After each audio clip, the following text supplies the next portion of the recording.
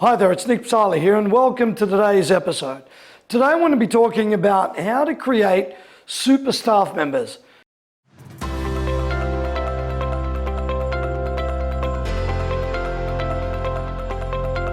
Yep, you can have superheroes, but guess what? You can have super staff members. But before I do that, let me ask you a question. Are you a little bit frustrated maybe with the performance of where your staff members are today? Even though they're doing great for you, they're maybe not really playing the game of where your expectation is. Now, if this is you, I can guarantee you that you're not alone. This is literally all business owners really want their staff to play the game at the next level. And the best way to understand it is you've got, Formula Ford, you've got kind of touring car, and then you've got the Formula One level. Now, not everybody gets into Formula One. Only literally an elite level of team members get there. I think it's 10 teams, all have X amount of team members in those teams, and they are the best of the best of the best. Now, they all didn't start off the best of the best of the best.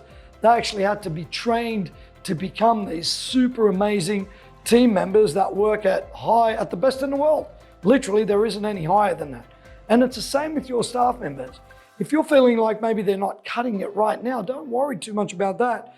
As long as they've got some really good traits, you can train them to get to that next level. So let's start here. Maybe right now what you need to do is to pretty much figure out, what type of identity you have. How do I do that? DISC profiling is a really good way to do that. And it's called DISC, DISC profiling. And what it does is it just gives you personality traits, how to understand, first of all, the personality of that staff member, because not all personalities are the same. Number two, it's really about understanding internally, what do they need help with? How do you identify where they are today? And let's call that a gap assessment, where they are today, where you want them to get to Formula One, and what do I need to do?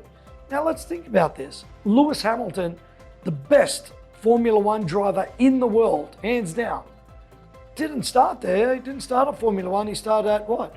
Go-karts. And then he made his way up, all the way up into Formula One. Years of development, research, understanding who he is, the personality he is behind the car, where he can push the car, where he needs to take it easy, having accidents in the car, and then winning races, being on that platform.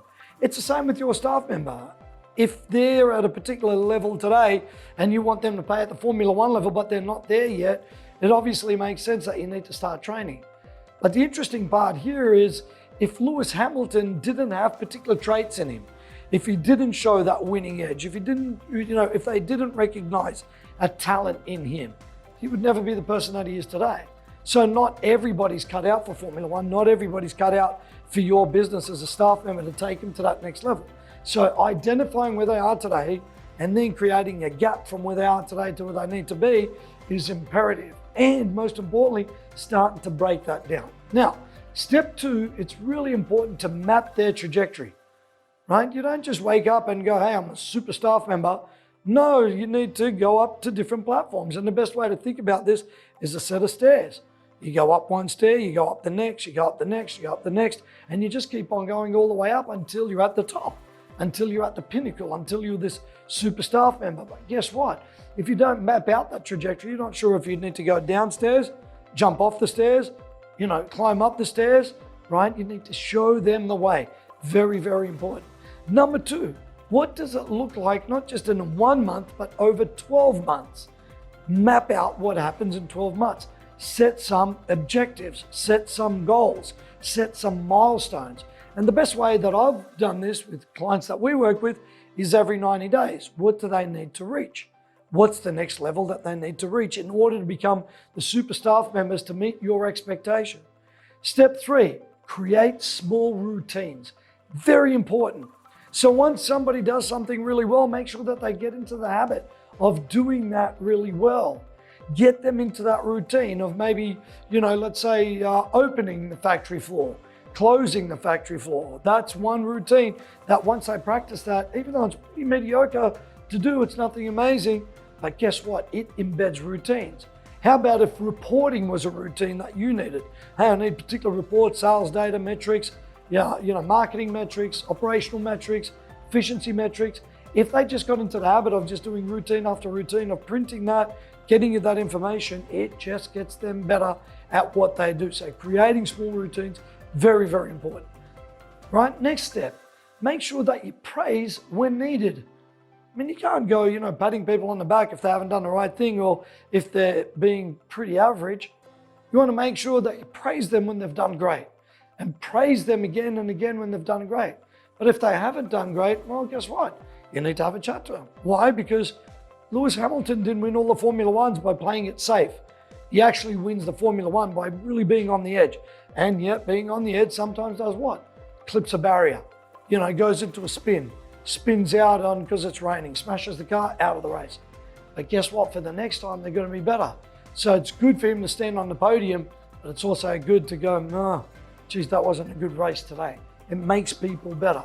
The next thing is support with personal development, right? It's important to do that because if you want to create super staff members, they need to be developed themselves personally. Because the better that you get personally, the better that the business gets, the better that your life gets, the better that your work gets, the better that your work ethic gets. Everything responsible around that is really, really critical. So personal development. And finally, just get clear about the measurable expectation of where you want them to be. Formula One's pretty simple. We need you to be number one. We need you to be on the podium first, second, or third. And to be honest, first is really the objective. And we need you to do that consistently, every race throughout the season. Now, is it impossible? Bloody pretty much is. But Lewis Hamilton has pretty much defied the odds. Why? Because his expectation is clear from his team. And guess what? He's a staff member just like everybody else is, even though he's the superstar of that team.